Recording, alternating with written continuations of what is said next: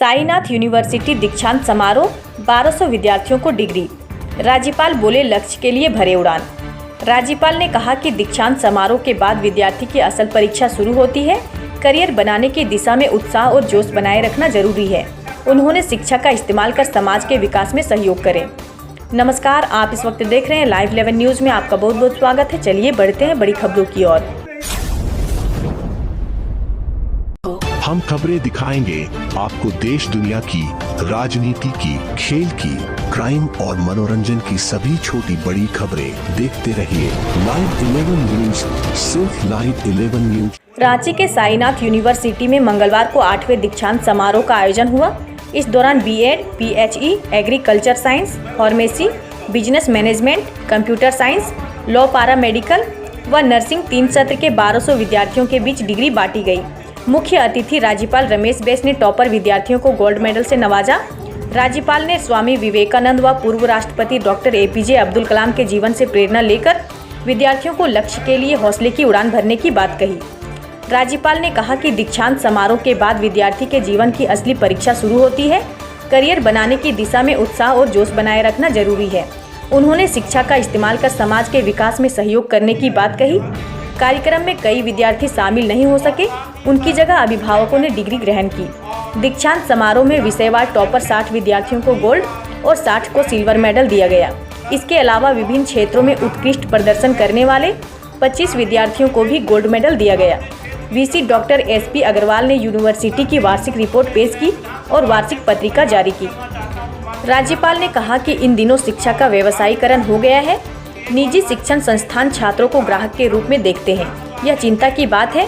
इस दिशा में संवेदनशील बनना होगा ताकि भारत की प्राचीन वैभवशाली शिक्षा प्रणाली के गौरव को वापस लाया जा सके।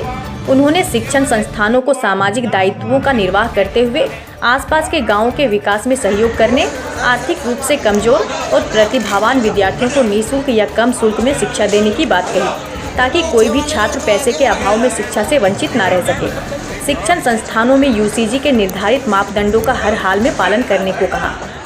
उन्होंने सभी विवि को नई शिक्षा नीति लागू करने को कहा।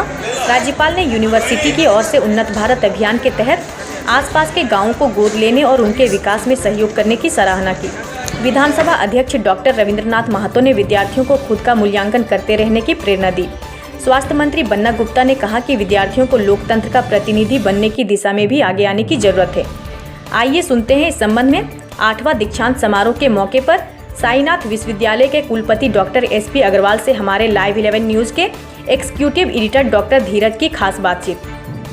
झारखंड प्रदेश के राजधानी रांची के साईनाथ यूनिवर्सिटी में हूँ और साईनाथ यूनिवर्सिटी के संदर्भ में बताया कि आज यहाँ 8वां दीक्षांत समारोह का आयोजन हुआ है और जिस आयोजन में सूबे के जो महामहिम हैं रमेश बैस जी ने शिरकत किया और साथ ही इस कार्यक्रम में विधानसभा के जो अध्यक्ष हैं रविंद्र महतो जी उन्होंने शिरकत किया और इस कार्यक्रम में साथ ही सूबे के जो स्वास्थ्य मंत्री हैं बन्ना गुप्ता जी, यहाँ के स्थानीय सांसद संजय सेठ आ नहीं पाए थे जी शिरकत किए हैं। और आज का जो ये आयोजन था, कन्वोकेशन का जो ये कार्यक्रम था, इसके संदर्भ में हम बातचीत करते हैं और कुलपति महोदय एसपी अग्रवाल जी हैं, इन्हीं से जानते हैं कि आज के इस मौके पर क्या कुछ संदेश हमारे सूबे के छात्रों को आप देना चाहेंगे सर।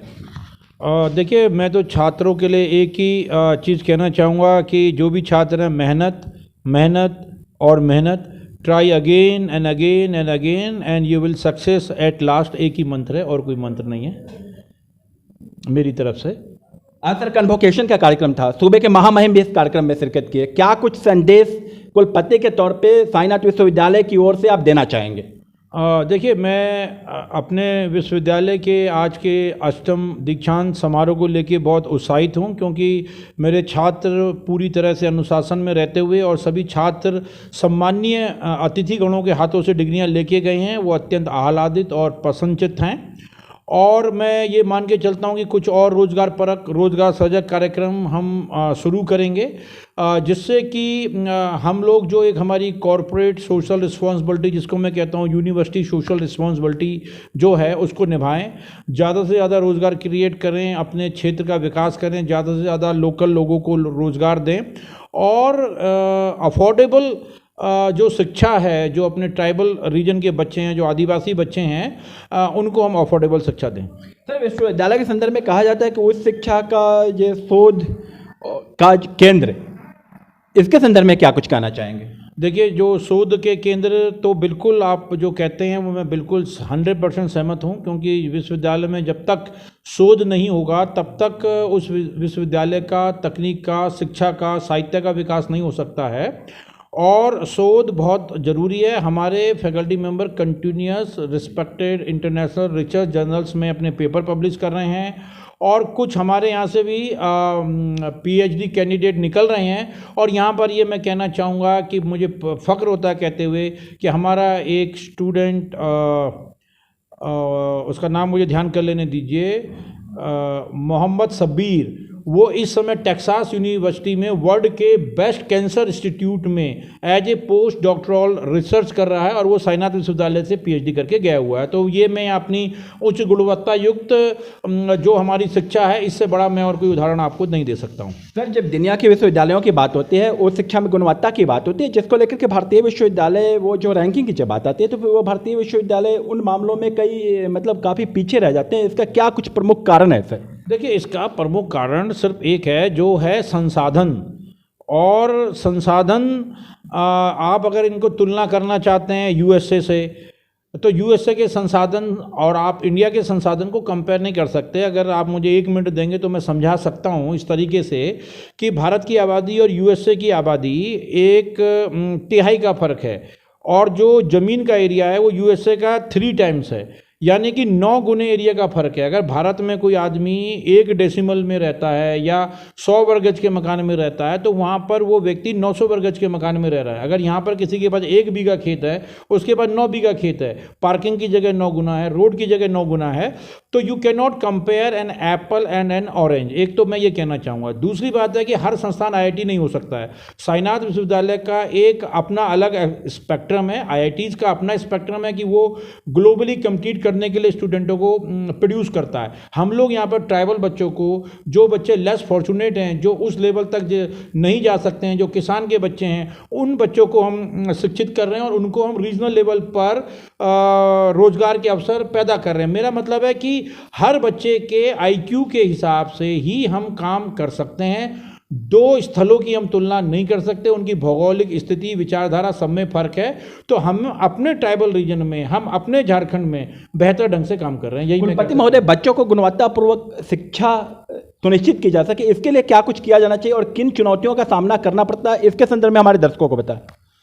देखिए, झारखंड में चुनौतियां तो आप कह सकते हैं कि यहाँ चुनौतियां कुछ उस तरह की रही हैं जो पहले से विद्यमान रही हैं, उन बारे में तो मैं बहुत ज़्यादा नहीं कह पाऊँगा। लेकिन हाँ, एक जो सबसे बड़ी चुनौती यहाँ पर है कि यहाँ के छात्र छात्राओं, अभिभावकों का भरोसा यहाँ के संस्थानों पर नहीं है।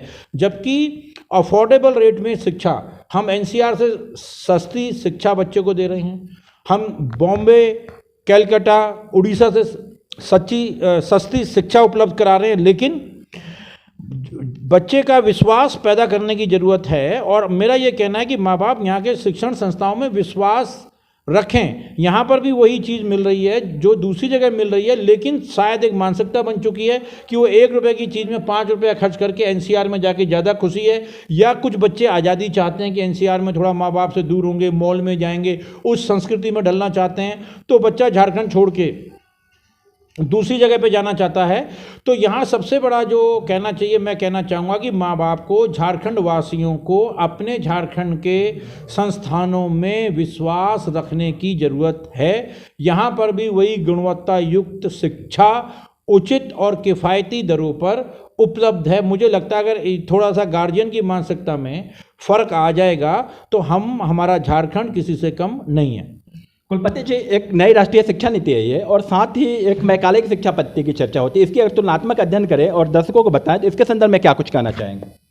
देखिए, मैकाले की शिक्षा पद्धति सभी जानते हैं कि वो अंग्रेजी मानसिकता के गुलाम पैदा करने के लिए हुई थी, और उसी के तहत अंग्रेज चले गए थे, लेकिन अंग्रेजियत इस हमारे हिंदुस्तान में रह गई थी, और उस अंग्रेजियत मानसिकता को बहुत ज़्यादा बढ़ावा दिया गया था।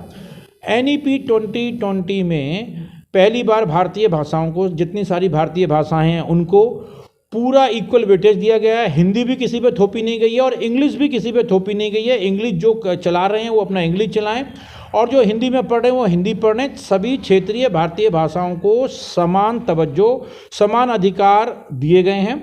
और जो एनईपी की बात है तो ये एक एनईपी जो छात्रों का समय बचाने के लिए एक बहुत उत्तम और गुणवत्ता युक्त तरीका है, इस सेंस में कि जहाँ पर हम पहले त्रिवर्षीय स्नातक पाठ्यक्रम चला रहे थे, नई शिक्षा नीति कहती है कि आपने अगर 1 साल पढ़ाया है बच्चे को तो उसको आप ITI सर्टिफिकेट कोर्स कर दीजिए। सपोज कोई BBA का बच्चा है तो 1 साल वो बच्चा पढ़ा है तो आपने 1 साल में उसको सर्टिफिकेट दे दिया, 2 साल में आपने उसको डिप्लोमा दे दिया, 3 साल में आपने उसको पूरी डिग्री दे दी, 1 साल आपने और पढ़ाया तो वो BBA ऑनर्स हो गया। एक तो इसमें बहुत बड़ा ये फ़ायदा है। दूसरा फ़ायदा ये है कि अगर कोई बच्चा या कोई बच्ची शादी हो गई, पढ़ाई रुक गई, फर्स्ट ईयर पढ़ा, सेकंड ईयर नहीं पढ़ पाई, तो वो जहाँ जाएगी 10 साल बाद, 2 साल बाद अपनी पढ़ाई कंटिन्यू करना चाहे तो वही क्रेडिट जो उसने पीछे पढ़ के आई है तो यानी उसे फर्स्ट ईयर कंप्लीट माना जाएगा। सेकंड ईयर और थर्ड ईयर से वो पढ़ाई कर सकेगी, तो 1 साल बचाने वाली बात है। दूसरा, एक भारतीयता पर जोर है। तीसरा, एनसीसी को एक इलेक्टिव सब्जेक्ट के रूप में इंट्रोड्यूस किया गया है। तो एनसीसी को एक इलेक्टिव सब्जेक्ट के रूप में शामिल किए जाने से आप समझ सकते हैं कि छात्रों का चारित्रिक विकास, एक उनकी मानसिक दृढ़ता, एक अनुशासन, एक समय पालन, समयबद्धता, उनका समर्पण, उनकी देश के लिए सेवा, ये सब चीज़ें छात्र जीवन में छात्रों के अंदर पहले से डाली जा सकेंगी, जिसके के लिए हम आजकल ये कहते हैं कि अरे भाई वो एंटी सोशल हो रहे हैं, ऐसे नारे लग रहे हैं। तो अगर एनसीसी तरह के इलेक्टिव कोर्स हैं ये लगातार चलेंगे तो इन सब समस्याओं से निजात पाया जा सकता है। और मुझे खुशी है कहते हुए कि साईनाथ विश्वविद्यालय एनसीसी को पिछले कई सालों से चला रही है और हमारा बच्चे रिपब्लिक डे परेड में भी बाकायदा वहाँ पर झारखंड का और बिहार का नेतृत्व करके आए हैं एनसीसी में। मैं कहना चाहूँगा कि माय स्टूडेंट्स आर सेटिस्फाइड, और अगर आप उसको देखें तो इससे बड़ा पैमाना मैं और कुछ नहीं मानता हूँ कि अगर आप मेरे 10 स्टूडेंट से बात करेंगे तो 10 में से मुझे लगता है कि 9 स्टूडेंट आपको कहेगा कि साईनाथ यूनिवर्सिटी ने हमको चीट नहीं किया, हमको अफोर्डेबल रेट में शिक्षा दी है, हमारी बातचीत सुनी गई है, सिस्टम ट्रांसपेरेंट है, सिस्टम जवाबदेह है, हमारे साल खराब नहीं हुए हैं। तो मुझे लगता है कि छात्र से बड़ा कोई पैमाना नहीं है। अगर आप गूगल मैप में जाएंगे तो उसमें अगर आप रेटिंग देखेंगे जो हमारे स्टेक होल्डर ने, जो हमारे अभिभावकों ने दी है, जो हमारे छात्र छात्राओं ने दी हैं, तो आप पाएंगे कि बाकी यूनिवर्सिटियों से हमारी रैंकिंग बहुत बहुत ऊपर है। कुलपति महोदय, जो कन्वोकेशन का आज कार्यक्रम था इसका सफल समापन हुआ है और आपने पूरी त्याग तपस्या, समर्पण और निष्ठा से इस कार्यक्रम को सफल बनाने में लगे हुए थे पूरी तन्मयता के साथ। इस समापन के मौके पर क्या कुछ कहेंगे? समापन के मौके पर मैं कहना चाहूँगा एक ही line, if end is well all is well. और जो भी मेरे छात्र गए हैं उनके लिए मैंने अपनी शुभकामनाएं अपने छात्रों को दी हैं, मेरा आशीर्वाद उनके साथ रहा है और वो पूरे अनुशासन के साथ मौके पर रहे। और जिसकी राज्यपाल, महामहिम विधानसभा, माननीय विधानसभा अध्यक्ष, माननीय चिकित्सा शिक्षा मंत्री, सभी लोगों ने तारीफ़ की है और मेरे विश्वविद्यालय के लिए कामना की है कि अग्रवाल साहब, हमें लगता है कि ये विश्वविद्यालय आपका, हम महसूस करते हैं पूरी जिम्मेदारी से कि आपका विश्वविद्यालय और ऊपर जाएगा। पर ये सब छात्रों को दी जाने वाली ट्रेनिंग उसका एक सफल प्रयास है। और अंत में मैं इतना ही कह सकता हूँ आपके इस सवाल के जवाब में कि किसी भी प्रोग्राम को सफल करने में छात्र का सबसे बड़ा हाथ होता है। तो मेरे छात्र चूँकि अनुशासित हैं और मुझे अपने छात्र पर गर्व है, तो उन्होंने इस प्रोग्राम को सफल बनाया है। कुलाधिपति महोदय रमेश बैस जी ने क्या संदेश दिए? उन्होंने कहा कि शिक्षा में देशभक्ति होनी चाहिए, एक जिम्मेदारी की शिक्षा होनी चाहिए। सर ने कहा, महामहिम ने कहा कि एक अफोर्डेबल रेट में शिक्षा होनी चाहिए, छात्रों का पलायन रुकना चाहिए और एक कुशल स्टेट का पुरोधा गार्जियन होने के नाते सर एक बड़े सजग प्रहरी के रूप में रहते हैं कि उच्च शिक्षा में छात्रों के साथ न्याय हो, कहीं पर किसी छात्रों के साथ विसंगतियां न हो। तो उनका मैसेज बड़ा क्लियर है, पलायन रुकना चाहिए और दूसरा अफोर्डेबल रेट में शिक्षा दी जानी चाहिए। ये 2 उनके मूल मंत्र हैं। ये थे हमारे साथ साईनाथ विश्वविद्यालय के कुलपति एसपी अग्रवाल जी, जिन्होंने बड़े साफ और स्पष्ट शब्दों में कहा, ये अपनी पूरी त्याग तपस्या, समर्पण और निष्ठा से आज अष्टम दीक्षांत समारोह था उसको संपन्न कराया है। और साथ ही इन्होंने जो साईनाथ विश्वविद्यालय के जो बच्चे हैं वो जो नित्य नए सफलता के आयाम गढ़ रहे हैं, इस अवसर पर इन्होंने साफ स्पष्ट तौर पर बताया। बाकी की खबरों के लिए आप देखते रहे लाइव 11 न्यूज। मैं डॉक्टर धीरज, रांची, झारखंड। धन्यवाद। इस तरह की न्यूज़ को देखने के लिए हमारे चैनल को लाइक करें, सब्सक्राइब करें और शेयर भी करें।